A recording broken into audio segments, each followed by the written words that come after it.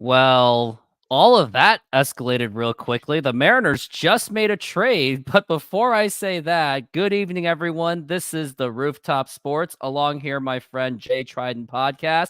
Thank you all for joining in a show that I did not expect it to be. It was supposed to be about something else, but it turned out it's going to be about the Jorge Polanco trade, which we will go over in just a few moments. Trident, how you doing? How did you react? Other than farting a I video out. That's right. I had to do it very quickly. I went back. I'm like, oh, I missed a couple things in that video, but I like the trade. The 2024 Seattle Mariners just, in my opinion, got a lot better. You have an everyday second baseman out. There's always some risks, and I think the Twins got a good deal in the trade too. So I don't think the Mariners got like a steal necessarily, but the 2024 Mariners are much better than they were an hour and a half ago. So color me excited.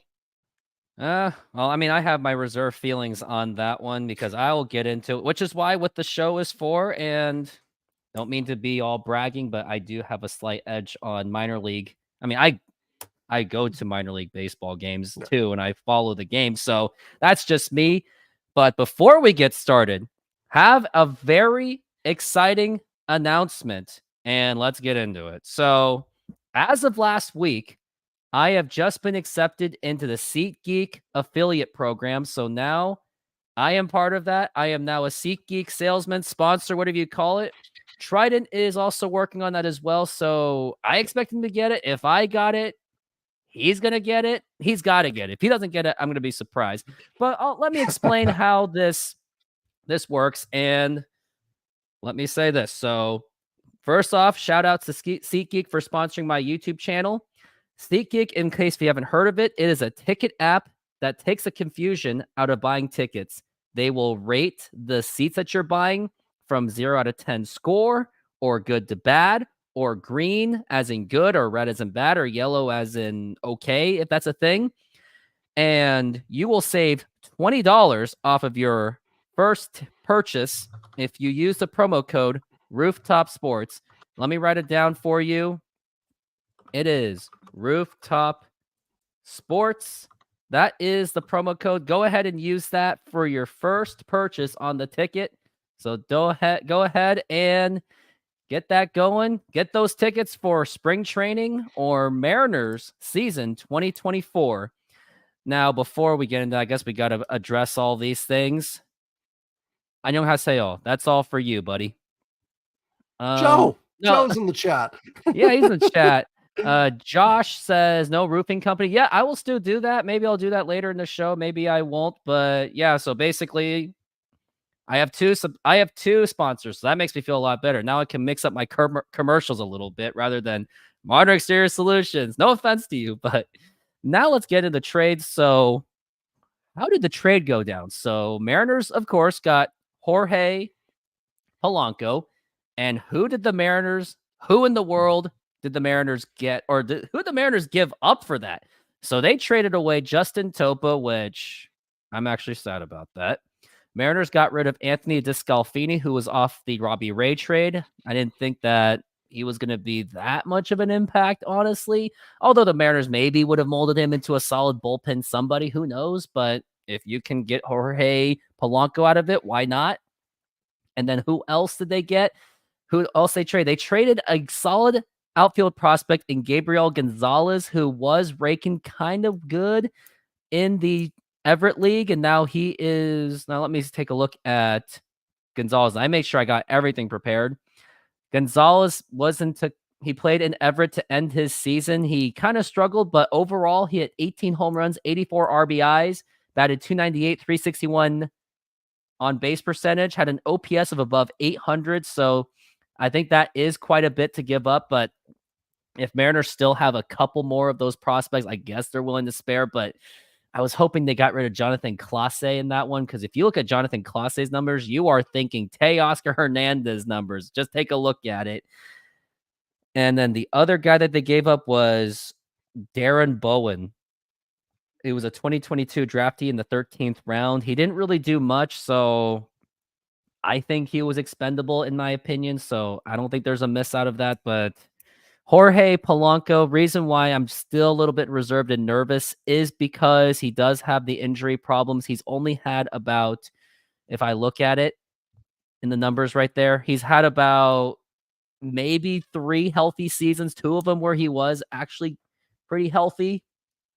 But his best season was 33 home runs, 98 RBIs in the 2021 season, but he's been injured since.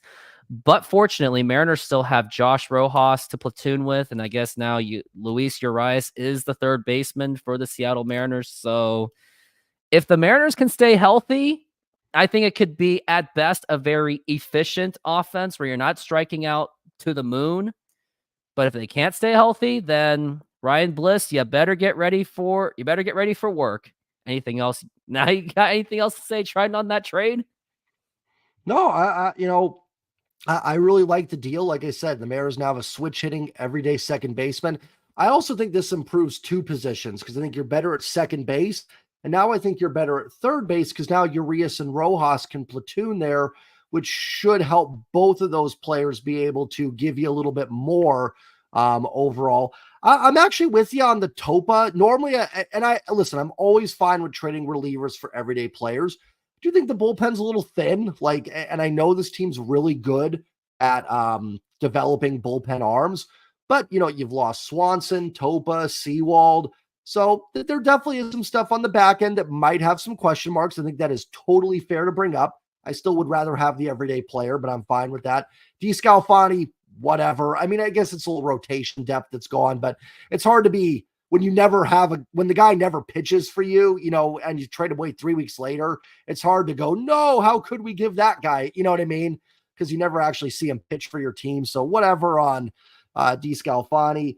Gonzalez is the one that hurts for me. I like Gabriel Gonzalez, but pay to play, right? If you want to get better, then you've got to be willing to give up players. So overall, I love the trade.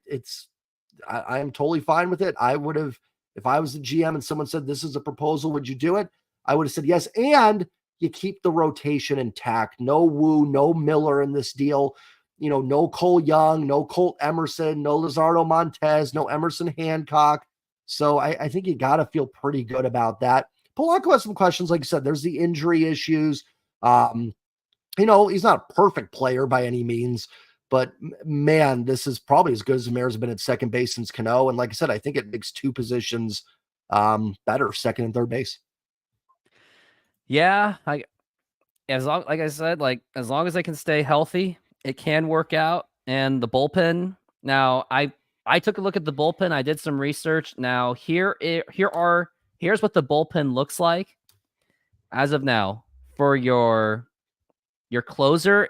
I think it's going to be a toss up between Matt Brash and Andres Munoz. I would think they're going to give it to Munoz, even though I disagree with it, knowing that he did blow a few saves in just 1 month alone after the Paul Sewald trade. And I remember some Mariner fans were saying, well, Paul Sewald blew 3 saves. Yes, in an entire half. Munoz did it in a month. But I think it's either going to be Brash or Munoz. I think I'd rather give it to Brash, in my opinion. I think Brash was a much more efficient pitcher. Yes, he had a very difficult start, but he did come around. He does have a good arm, just like Munoz, but also you got to consider Munoz is coming off of that injury still, so he wasn't maybe the same. So maybe this time, maybe a more healthy Munoz will help. Other pitchers that are to be known, Ty Adcock didn't really play that much. I don't even know if he's on the team anymore. It says he is.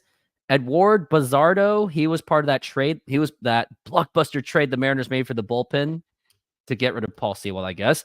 Jackson Kowar was off of the Jarek Kelnick trade. Taylor Saucedo, who I actually do like, and he is a comedian on Twitch.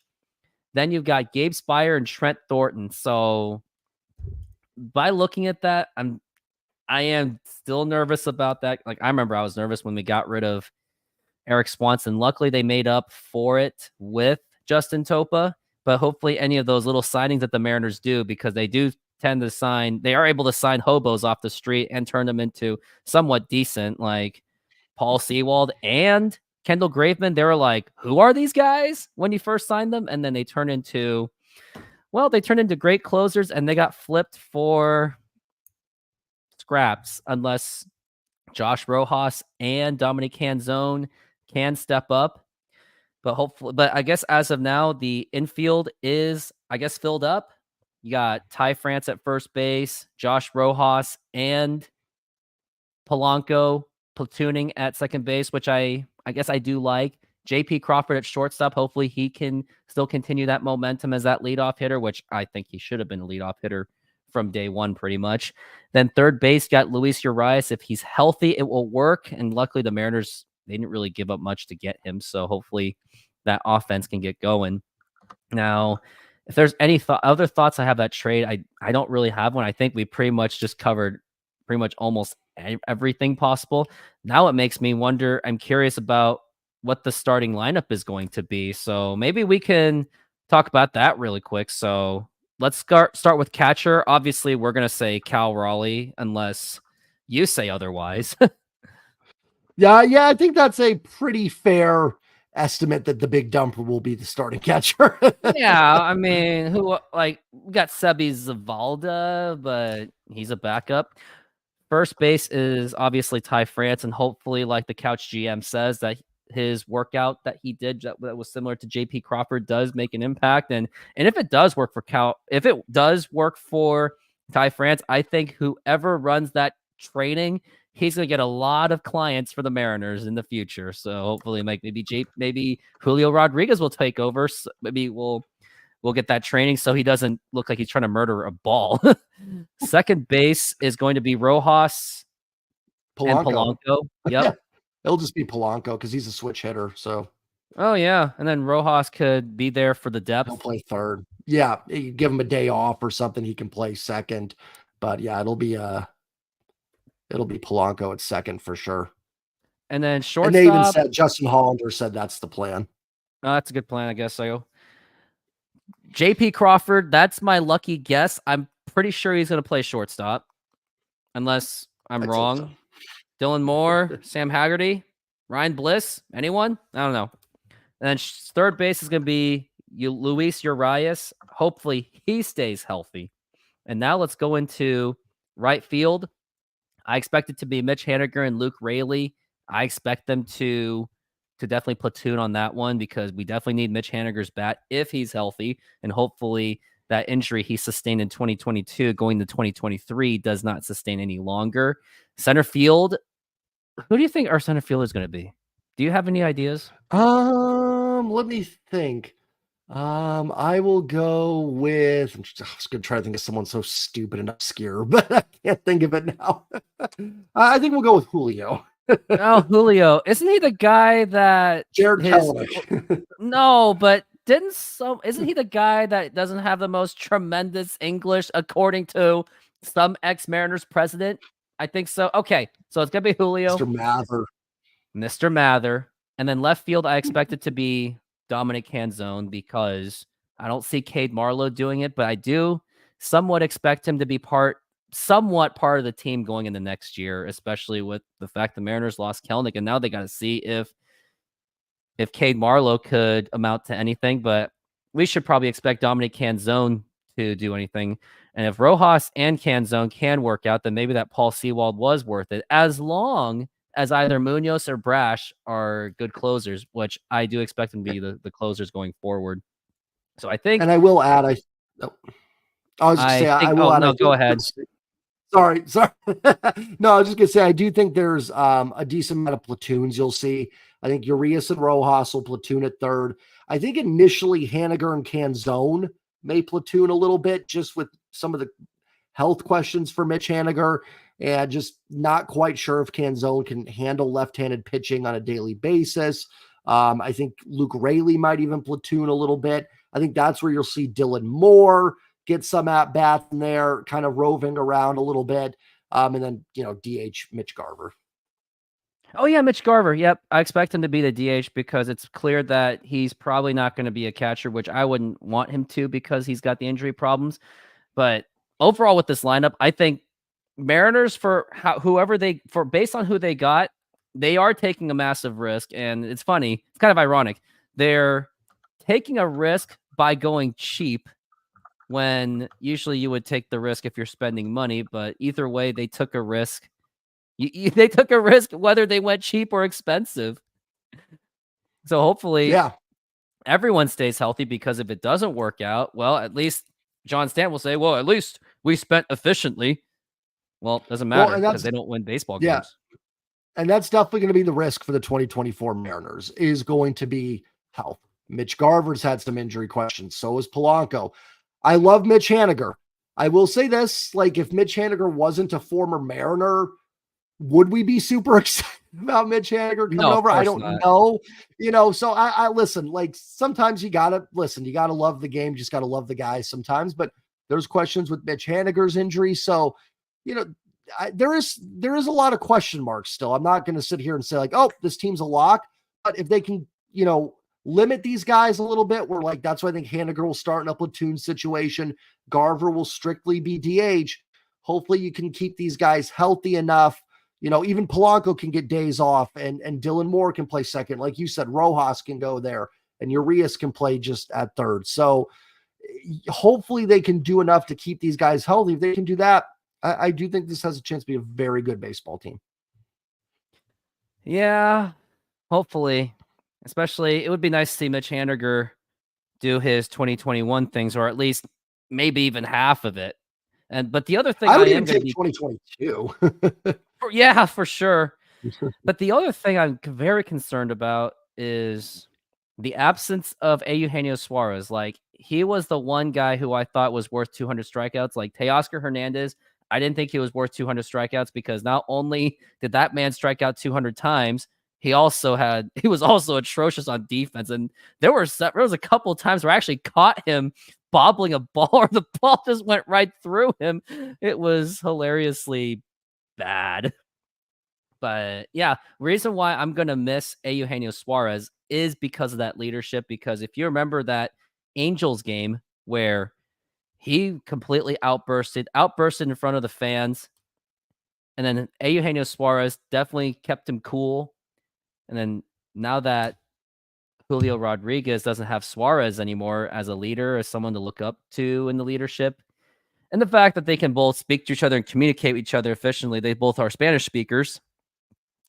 It's gonna be a lot to miss on Julio, so that's what I'm worried about. He's still a very young man, and hopefully, like, Mitch Haniger can connect with him, or just anyone on that team can connect with him in case Julio has another, like, pop-off session, but who freaking knows? And I'll just do this for a flick of the switch. He says he was here for the commercials, and technically, now that I have 2 commercials, we're gonna take a quick 30-something second break, 56-second break, and then I think we pretty much covered everything about the trade. I mean, I don't know what else there is to cover unless something else pops up.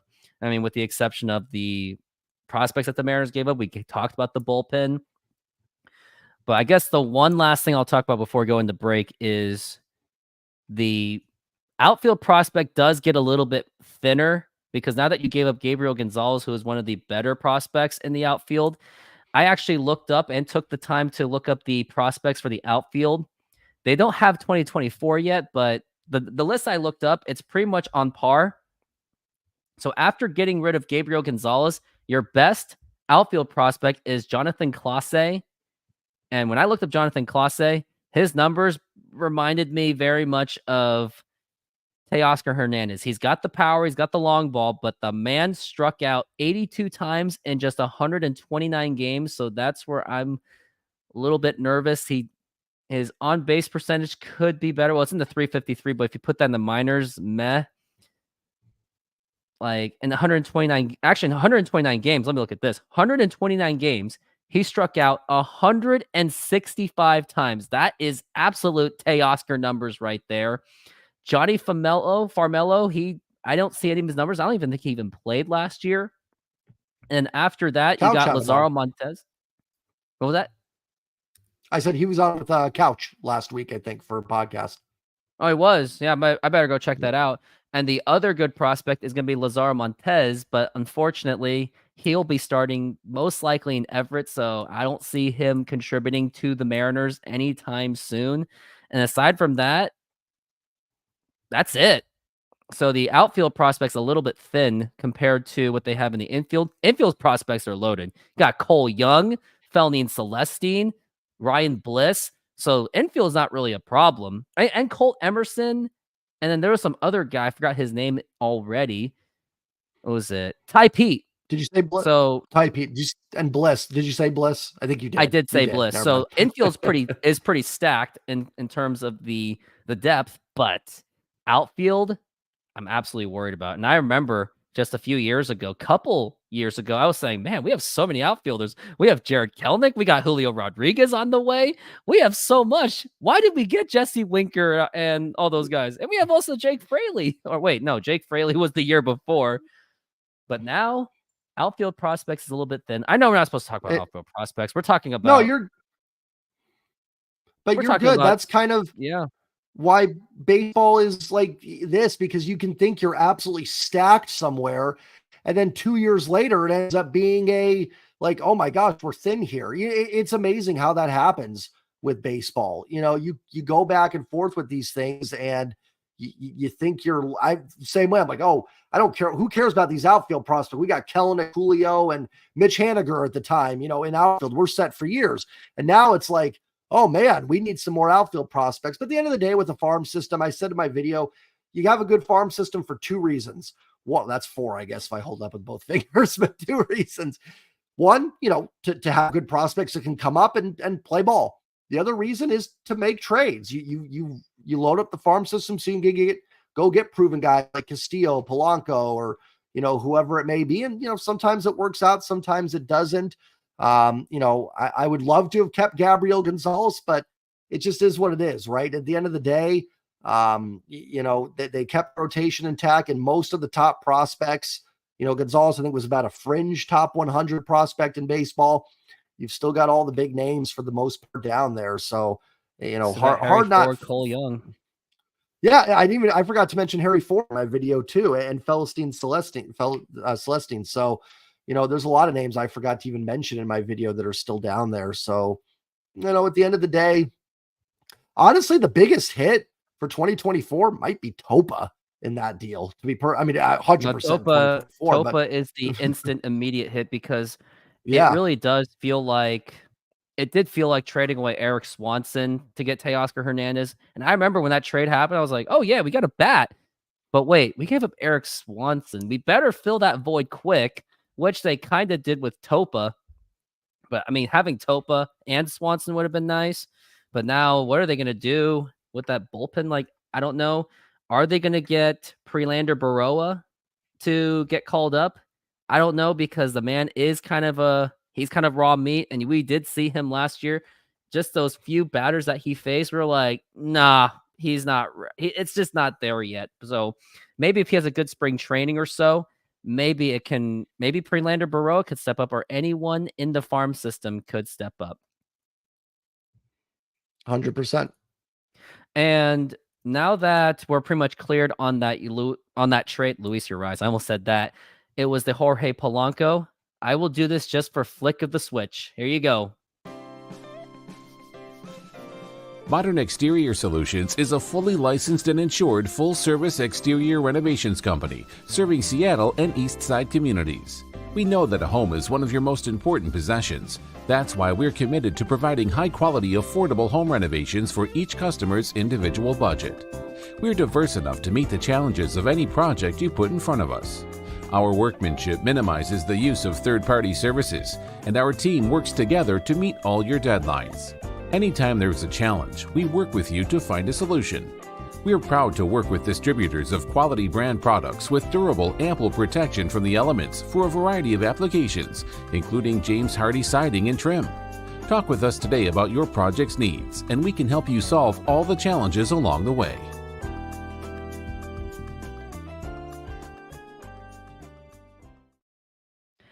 And I have made history. That is now 2 commercials or 2 ads in my YouTube channel. Hopefully more will be to arrived. And flick of the switch. Yep, it is all your fault. You should have said sarcasm, man. You should have done it, but you failed me. Anyways, the next part. Now let's roll the dice. Do we want to talk about the Jared Kelnick gossip, or shall we talk about the Dylan Cease trade that may or may not happen? Let's put it on you, because I say Cease because I'm going to be perfectly honest. I don't really care about Kellenic stuff at all. It's kind of a nothing burger to me. I'm fine. We can totally talk about it, but Cease is at least There's baseball more related. priority. I Yeah. guess, yeah, let's do that. So Dylan Cease, and I've been saying Andrew Cease all day. I don't know how I got Andrew and Dylan Cease together. I mean, someone in the Twitter said they figured It was out like something all that day. combined names, but man, it was whatever. So Mariners were actually on the running possibly for Dylan Cease of the Chicago White Sox, which does make sense because the White Sox are in absolute tank mode. They completely blew it up after that disaster with Tony La Russa, which I'm kind of sad for that whole situation because it looked like La Russa still had it in him. Then it didn't happen after that disappointing 2022 season. Then 2023, they were pretty much just done. It was so bad that Tim Anderson got into a fight with Jose Ramirez of the Cleveland Guardians, and now they're just unloading everyone. Dylan Cease, he basically has Blake Snell numbers. He's a 200 strikeout guy. He does walk quite a bit. His numbers weren't fantastic last year, which was understandable. He played in a very hopeless situation, so you can't really blame him for going 7-9 with a 4-point-something ERA when you don't really have a team to work with and giving you much of anything. So the Mariners went for him, and that could theoretically add on to the starting rotation, which is already impressive. You got Logan Gilbert, Luis Castillo, George Kirby, Brian Wu, and Bryce Miller. But however, the rumors did say that the White Sox were asking for at least a bare minimum Brian Wu or Bryce Miller. And if you think about it, you would think that that package would also include much more quality Mariner prospects, especially if Dylan Cease is the ace of that White Sox team. I remember I saw like a perspective trade where it would have been not only the Brian Wu or Bryce Miller would have included a Mariners decent prospect outfielder. And maybe, and like, also I saw that Colt Emerson was also part of that package. So I would have liked that trade. I would have liked that trade if it got someone above Jorge Polanco, but I guess it's not going to happen. But if it did happen, I wouldn't have been happy as much because I was thinking, well, if you're going to get a guy with that caliber, then why don't you just get Blake Snell for free of prospects? All you have to do is just, all you got to do is write this. This is all he's got to do. That's all John Stan's got to do is just write that paycheck.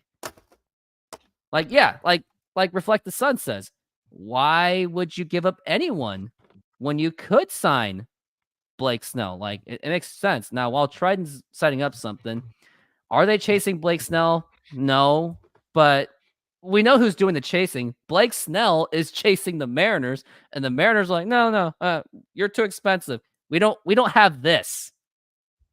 Like, this is all the Mariners have to do. They just have to write this down, write a check for Blake Snell. Just open up the checkbook just a little bit.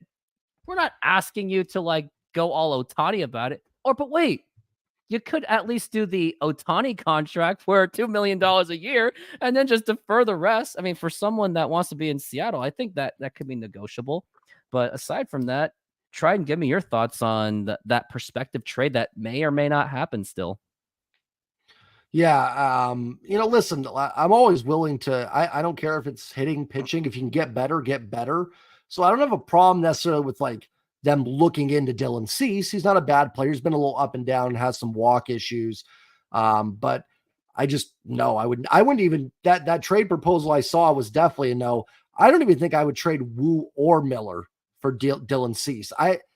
You've got Cease for maybe 2 more years. I'm not even 100% convinced he's that much better than Wu or Miller right now. So you're trading away a cost-controlled pitcher with multiple years. Now, do I think Cease is probably better than them in 24? It probably is, but marginal enough where it's a question. And if you're doing a trade where it's like you got a seller and a buyer, the buyer better be getting the most out of it in the next season. You know what I mean? Like, you might have to give up a haul or something, but you're improving more in the short term. And while, yes, I think it probably does make you a little bit better, not enough where I'm doing it. Dylan Cease is not someone that I'm sending away anything of too much value for. maybe some couple lower level minor leaguers or something, like that, I'd say okay, but nothing that's trading away Woo or Miller. If you're going to trade Woo or Miller, I feel like you got to do it for offense. I mean, and this is before the Polanco trade. All this stuff happened, but trading Woo or Miller for Cease to me just doesn't make any sense. Because like I said the day, I'm not even convinced that he's better than them in 2024. Like, I think there's a world where both Woo and Miller are better than Dylan Cease next year. What would the percentage be? Maybe only 20, but the fact that that's even a question is just makes that trade a big no. For me, Dylan Cease is just not someone I'm super interested in. This rotation's pretty good. If you get him for dirt cheap for some reason, then fine. I mean, it certainly gives you a lights out rotation, but yeah, I'm just not super pumped about Dylan Cease. I wasn't either. And even no matter how good the rotation is, even if they are the best rotation in baseball, which they arguably are, which I can say that I'm willing to say that Mariners have the best rotation in the American League West. Like, Texas pitchers didn't really stand out to me as much. It was like Max Scherzer, and he's hurt. He's still recovering. Houston, all you see is Justin Verlander. You don't really hear all the other names. But for the Mariners, yeah, they have all 5 of them theoretically could be an all-star all at once, maybe in the future, or at least all of them will get at least one all-star call because of their fantastic upside. Which is why, I mean, with that trade and the fact that, and Riley makes up a good point, the fact that they got Polanco without trading a starter probably means they won't move the starting pitching, which the only way the only way that Brian Wu or Bryce Miller gets traded is if the Mariners sign Blake Snell, but it looks like they don't. And it looks like it's not going to happen. And rumors do say that Blake Snell is looking for a 9-year contract. But look what's been happening in the free agent market. Like, other than Ohtani and the other guy from Japan, not much has really happened. Like, Cody Bellinger in any other year, like, let's say if he had a free agency back in like 2018 at the same age of or if he didn't have those 2 years or whatever of injury problems, he would have been signed by now. But they're just asking for so much. So just like Blake Snell, which is why I wonder if their value is going to slightly go down. Like, maybe the Mariners are waiting for that. Maybe they're waiting for Blake Snell's asking price to go down, especially if it's getting closer to the regular season. And then look at Cody Bellinger. He may be relegated to just another 1-year contract and say, well, you got to prove yourself to be healthy one more time or something, but who knows? But I don't expect the Mariners to, unfortunately, I don't expect them to get Blake Snell at this point anymore, especially it seems that they're so hung up on keeping Miller and Wu, as they do have really high upsides. I will say this, the longer it goes with Snell, the better for the Mariners, the cheaper you would think it gets. Really interesting offseason, because I think what you have is a lot of guys, kind of like what you just said with Cody Bellinger, where he wants big money, but I think a lot of teams are sitting there going, just 2 years ago, you were a guy that, if you had one more bad year, you would have been non-roster invitee level. And now you're back to, and you certainly had a great season last year, not taking that away, but you want to give that guy 6-7 years, even 5, that's a big risk. Even Blake Snell, I love Blake Snell, would have no problem with the Mariners, especially because I think this team is close. If you could add a Blake Snell, that's huge. But even Blake Snell he's more of a Robbie Ray Cy Young winner, I would say, than a, I don't know, someone that maybe a Verlander, I don't know, but, and I don't mean that as a diss to Snell, but he hasn't gone super deep into some games and has some walk issues. So I think it's just, he wants to probably be paid like a Cy Young winner. So I think there's a lot of this going on where teams they're looking more at the numbers with some of these guys. And I don't mean that a knock on either one of them. I'd be totally fine with Blake Snell, especially with the Mariners rotation being so good. They don't need him to be, a number 1. He can be a 2 or 3 and you're perfectly acceptable with that. So I think that's the issue going on with a lot of these guys, is that even Jorge Soler, really good last year, but a couple years before that, he wasn't a great player overall, and he's a disaster in the field. So I think that's why a lot of these guys haven't signed. They want multiple year deals, and teams Snell, I think, will definitely get a multiple year deal. He's been solid for a while, but some of these other guys, like you said, I think they're too hit or miss, and teams don't want to give them, a lot of years and a lot of money. Now it makes me curious on like who are the free agents that are left for them for baseball right now. Let's take a look. There's some big Well, names. there were some pretty attractive names. Like here, I'm looking at the list right now. Blake Snell is now the best free agent right now. He is at 31 years old. Wow, I didn't know he was 1-6 in his first 9 starts, and then he just really turned it up. Then it's Cody Bellinger. And then I think Aaron Nola already signed. Josh Hader is now in Houston. Great. Now the Mariners have to deal with Josh Hader. I'm trying to look at the free agency tracker. Here they are. Oh, wow. They have it all nice and ranked. So Shohei Ohtani, well, obviously he's already signed. So Cody Bellinger hasn't been signed. Matt Chapman hasn't been signed, which maybe I thought the Mariners would go for him to fill that third base spot, but who knows what his asking price would have been. Blake Snell, Jordan Montgomery is the free agent, and then it goes, and then there was Jorge Soler, who's still a free agent. He's still available, but looks like Mariners have prioritized on Mitch Garver as their DH anyway. Then Justin Turner, who you actually wanted, and JD Martinez, which would have been ideal signings, at least for depth move.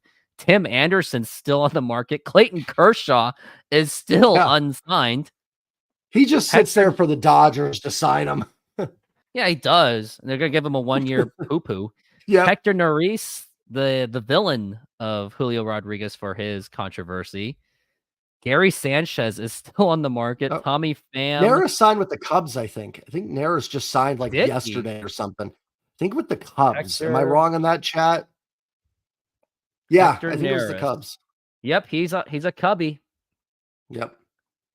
That's it. Very interesting. So I think that's all we can really say about the Dylan Cease deal, or that may or may not happen. Who knows? It could still happen tomorrow because Bryce Miller and Brian Wu are still part of the team, so maybe they do it. But personally, I don't think it's really worth the haul to get Dylan Cease. I mean, if that trade happens and they do that kind of package that I'm thinking like Eric Bedard written all over it. And don't forget how big of a haul that was. That's the first thing that came to my mind, because you literally had Adam Jones was more valuable in 2008. Like, not only did that trade hurt you long term, I mean, that trade from day one was a disaster. I don't think it would be quite that level, but that's actually the first thing I thought of was Bedard with that. But I also will say this. The only thing I'll say different about it is the 08 Mariners were not actually close to contending. 07 was kind of a fluke. I think the run differential was like -80, and they won 88 run games. differential was atrocious. Like there was that video by the SB Nation Secret Base where they were talking about Mariners statistics. They said that was one of the worst 88 win teams in Mariners in baseball history. So that was very fluky. Like they just got insanely lucky, and maybe some of those players like overachieved. And don't forget, Richie Sexton was on his last legs. Well, I mean, I think Jose Vidro hit 300 for them in 07 with like a BABIP of like 480 or something. So you had all those regression candidates. Now, I mean, they certainly dropped off further than you would think, but that was the other issue with the Bedard trade, was they were not as close to contention. I will say this. I do believe this Mariner team is close to contention. I don't like the idea of trading Wu or Miller for Cease, but you could make a small case, not a small case, but you could make the case that 2024 Cease is probably better, and it makes the 2024 team better. I would not be for it or anything, but you could make that case that maybe it does put him over the top. I don't know. I'd stay away from it. I'm with you. I don't think they'll do it because of this ownership group, but I'd rather open up the checkbook and give Blake Snell. And then worst case scenario there is that, okay, the money's gone, but you didn't lose Wu or Miller or any prospects in that for that.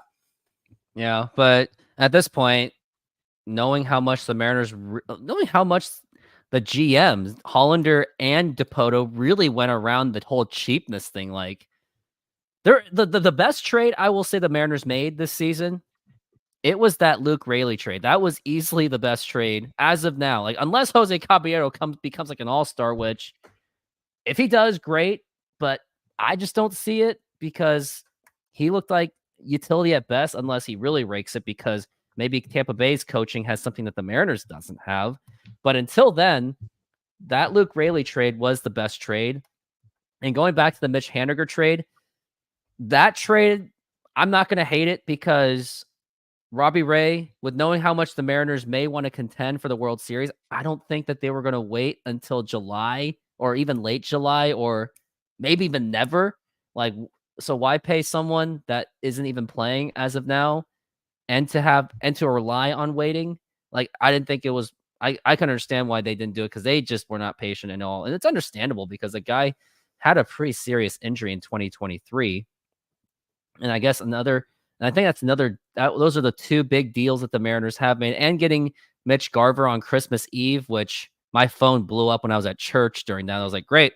I can't even go to the bathroom to even film or anything because that'd just be a total embarrassment. Can I have the pulpit So, for 2 minutes to make an announcement?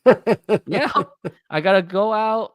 Sorry, I'll do the Sonic Cross. I don't know, but the best moves that they have made, I guess, is getting Mitch Haniger back if he's healthy, Luke Raley, and now we got Jorge Polanco and Mitch Garver. So hopefully everyone, and I mean everyone, stays healthy.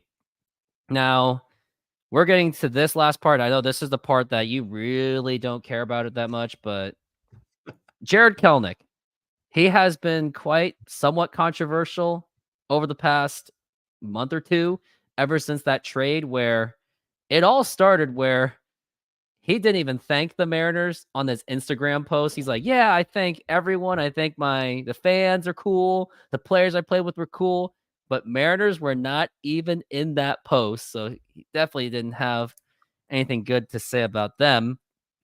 Then he made a comment about Jerry Dipoto and his 54%, which that was also met with criticism. And then the other comment where he goes, yeah, better than Seattle, when he was asked about the Atlanta stadium. And I don't think that was so much more about dimensions. I think that was just so much more. He just didn't really like the organization. And he's been met with a lot of criticism. They've been calling him a traitor or whatever they want to call him. But the way I see it, and I'm taking it from his side of the story, is if anyone remembers, Kevin Mather, former Mariners president, did talk about in that Bellevue Rotary Club, now that pretty much nobody remembers it, but he did say a controversial statement where not only did he disclose that Jared Kelenic declined a 10-year, or not a 10-year contract, some kind of a contract extension, maybe similar to what Evan White got, said that he was betting against himself. Something he probably shouldn't have said, because that probably raised a red flag on Jared Kelenic on the perspective of Mariners management, and it did cause some kind of a firestorm because also he was saying stuff like Julio Rodriguez can't really speak English. Iwakuma, I'm tired of paying for his interpreter. Kyle Seager is overpaid, and now you got Corey Seager making fun of the Mariners, saying that, oh yeah, Texas ownership spends the money for the World Series. So then after that, so I can understand where he was coming from. The Jerry Dipoto comment, everyone was not happy with Jerry Dipoto's 54% because everyone knew, it was like, what are you talking about? And you're literally talking about this right when the Mariners missed the playoffs. So I think that's a whole nonsense thing to get all riled up about him. And then his opinions on, well, better than Seattle. Well, what do you expect him to say? Do you expect him to say that Seattle's better than Atlanta? So I only just let this out because I think Mariner fans need to understand that the whole thing about Jared Kelenic wasn't everything on him. Yes, he didn't help himself with his attitude. He kicked the cooler, broke his foot because of it. But there was a lot of things that just built up on his frustrations. And not everyone has that good vibes only like Jared Kelenic. He wasn't exactly that good vibes only type. And so be it. If he didn't feel like he was part of the culture of the Mariners, I don't fault him for that. Sometimes it works. Sometimes it doesn't. Yeah, no, and that's kind of my take on it as well. I just don't get angry at those things. I know a lot of people are up in arms about the comments. Couple things. It's one, it's just to me, it's another one of those off-season just nothing burgers that I talk about, where it's if this was July 13th and the Mariners are 20 games over 500, nobody would even bat an eye at. But because up until the Polanco trade, we had nothing to talk about, people make things into bigger deals, by overreacting and, oh, Kelenic hated Seattle. Maybe he did. Like, so be it. I mean, he's in Atlanta now.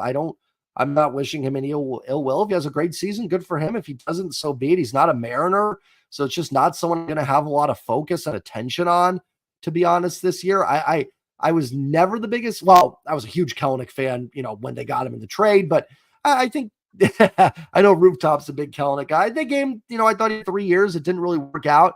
I don't like that it was in a salary dump. I think they could have either utilized him or gotten a little something more out of the trade than that. But at the end of the day, like, I don't have any grudges on people. If he would have said maybe like the fans stunk, then I might be able to, like, even then.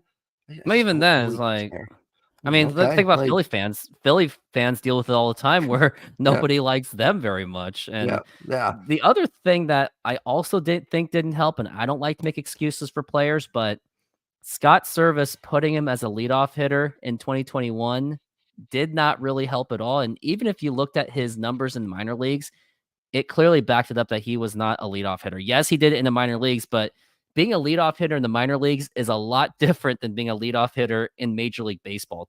Two totally different games. So I think that really stunted his growth.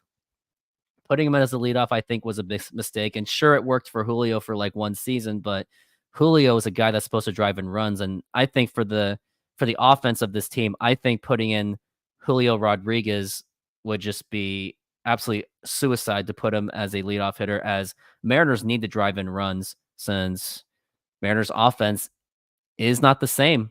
We don't have the power juggernauts of Teoscar Hernandez and Eugenio Suarez. But the good news out of trading both of them at least is, at least you would think you're not going to have a 200 strikeout guy. So let's hope that it all works out. And before we leave this show, and once again, everyone, I thank you all for being part of this show. I thank you all for viewing our videos, especially myself and J Trident Podcast. Before we get into the last part of this video, I will say this, that before Mariners season starts, I will at least commit myself to do a Mariners show every single week, at least until spring training starts, and then see where we go from there. And another announcement I got, which I should have announced earlier, my day job life adjusted. So that means I will have a little bit more opportunities to cover more Mariners games live, as I would love to do that, because knowing that Root Sports isn't as accessible anymore to Xfinity customers or Fubo customers, at least I will be there for the voice. And also, not everyone has T-Mobile where they can get free MLB at bat and Mariners radio. And not many people buy used radios anymore. Like when you drive a car, or anyone drives a car, I don't even use radio unless it's Mariners baseball. So I'm going to do my best to commit to more Mariners games, so that way I could be an alternative voice. And I do expect like other Mariner YouTubers to do the same thing so they can get in that market. And I do think it could be an underserved market. And hopefully none of the other Mariner YouTubers got that, because if they do, they're going to do exactly what I do. I mean, you already do it because we've already done it together so many times. So you already got the rhythm, but who knows what will happen. Hopefully, if everyone does it, everyone does it. Everyone should at least have a choice of different voices. Like if I could choose all the time, I would choose Rick Riz all the time, or like Dave Niehaus rather than Dave Sims. No hard feelings. So maybe it'll be good for this. At least there'll be voices out there. So those are my announcements. And now let's get into the last part we want to talk about, just the Mariners lineup, and see what the prospective starting lineup could be. And let's start with leadoff hitter. I'm going to put in JP Crawford. Who do you got as leadoff? I think JP. Yeah, I would think JP Crawford's going to be the number one guy. The guy gets on base. Yes, he struck out quite a bit, but if you really think about it, at least his strikeouts, all the times that he struck out, they were at least efficient strikeouts where you felt it took like more than 5 pitches to strike out. Like when he struck out and it took 10 pitches, I was actually okay with that because it puts wear and tear. Number 2, I'm going to put in Julio Rodriguez as the second guy. I'm actually going to say Polanco hits number 2. Polanco hits number 2. Okay. I can see that. Any reasons why you would put Polanco number 2? I think just a little more patient hitter than Julio. Love me some Julio, but kind of the same tone with you with the leadoff. I just think that you've got JP and Polanco, 2 guys that work the count, like you said, the wear and tear. And I like having that at the top because at the very least, if they're making outs, hopefully you're making the pitchers throw 13, 14 pitches and then set the table for the guys that can bring them in. All right. So we got JP, we got Julio. 340 OBP. Yeah, the OBP really does help, and hopefully that translates well into T-Mobile Park. All right, number 3. Maybe you should start out this one because it's gonna get a little bit more tricky as the lineup goes on. Well, because we got a lot of platoon players too, I think, so that makes it a little tough. I'll put Julio at number 3. It gives you good speed, so if those guys get on, Julio's a guy that's not going to hit into a lot of double plays. You might want your big slugger there, but if JP and Polanco get on, which is great. We want that, but even if Julio's hitting a grounder, like he's probably going to beat it out. So you're probably going to end up with like a 1st and 3rd at worst case scenario there, so I'll put Julio at 3. I think number 3, I'm going to put in Mitch Garver. I think he'll be the guy. A lot of other people have been saying it, and he's going to be a designated hitter. So I'm going to put Mitch Garver in there, especially and hopefully as long as he's healthy, it could work out. And now your cleanup hitter. Who is that cleanup hitter? I guess that would have to be Mitch Garver at this. Or, I mean, you could go Dumper. I thought Garver. Of that too. I'll go Garver. I think just a little bit. I think Cal's got like the better slugging, but Garver's a little bit more put the ball in play. You know what I mean? I think you're a little bit. I'll go Garver. I'm over explaining. Garver. That's fair. I'm going to put in the Dumper because he's emerging to be one of the better players on the Mariners. Yes, the man strikes out way too much. His batting average has got to get better, but I'll put my trust on Cal Raleigh to drive in those runs. And now let's take a look at number 5. Who do you got for number 5? See, this is where it gets tricky because it's like with all the platooning stuff. Yeah, I know, right? And who's going to play where.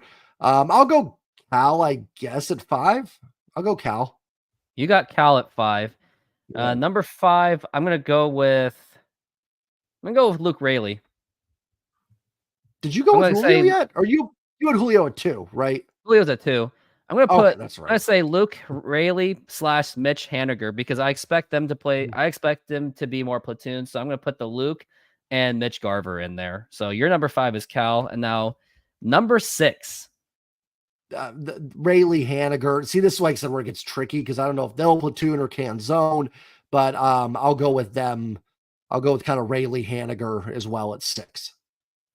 And then number 6, I'm going to put in Ty France because maybe his workout stuff will make him better. And I didn't want him as a number 2 or 3 because remember he's the number 3 guy. He had 2 men on base. He hits into a double play and ends the inning.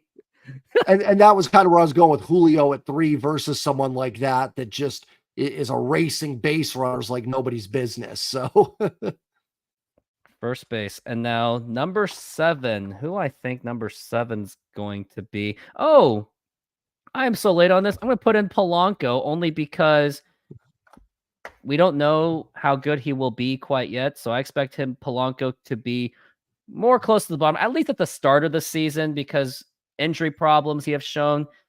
It's been a while since he's been good, so I'll put him number 7. I'll go Ty at 7. You go to Ty at 7, and then number 8, I'm going to put in Luis Urias. I expect him to be the number. Well, no, not Luis Urias. He's going to be last. I'm going to put in Canzone, left fielder for number 8, and then number 9, I'm going to put in Josh Rojas. Wait, no, Josh Rojas can't be there because then you got Polanco already. Well, Urias and Rojas are probably going to platoon. So essentially, yeah, so that would be whoever doesn't play. And I'm with you. 8, 9 are the same for me. Canzone, again, it depends on if Caniger, I guess I combined them there. Canzone and Haniger are going to be Caniger. But, whoever platoon, oh my gosh, I can't. We all whoever platoons, it's going to depend on who they want to have platoon, but I'll agree Canzone at 8, and then the Urias Rojas platoon at 9. Fair enough. So let's go over it. Number 1, JP. You said JP. Number 2, I said Julio. You said Polanco. Number 3, Mitch Garver, Julio. Number 4, Cal. You said Garver. Number 5, Luke/Mitch. And then you said Cal. Number 6, Ty France. You said Rayleigh and Mitch. I said Polanco 7. You said Ty 7. And then 8, Canzone, which we are pretty much on the same page. And 9, Rojas and Urias, or you can put Josh Rojas and Polanco. It's going to be a very platoon full of an offense, I will say.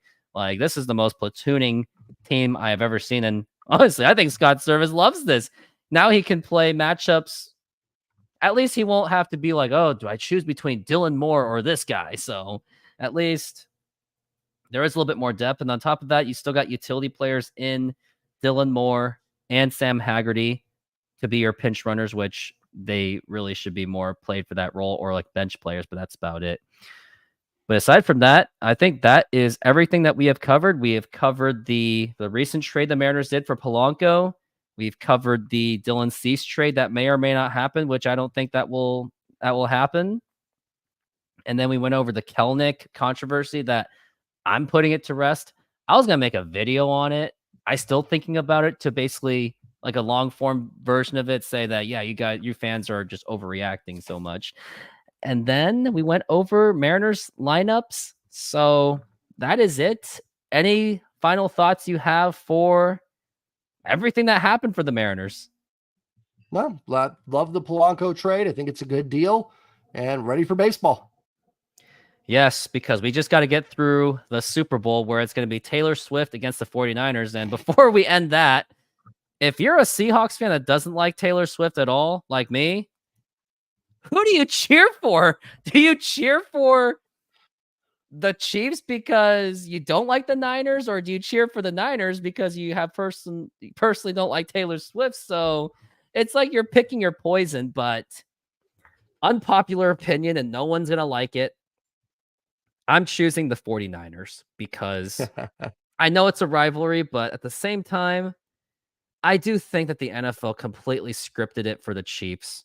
Now, I would have to watch those games to see if there was like anything of like referee stuff, but it really did feel like that there is some kind of a business agenda where Travis Kelce had his nice little commercial, and I think that business definitely wants to put money into the Super Bowl, and the NFL would definitely love that money. And then maybe Taylor Swift has some kind of commercial that the NFL will take. So who knows? But I do think that I'm cheering for the 49ers. Are you going for Chiefs 49ers or a tie, or don't care?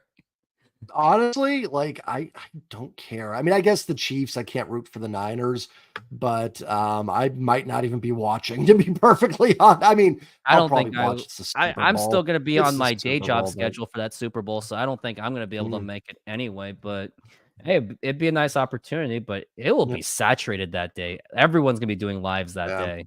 That'd be competitive. Right. But I think that is going to be it.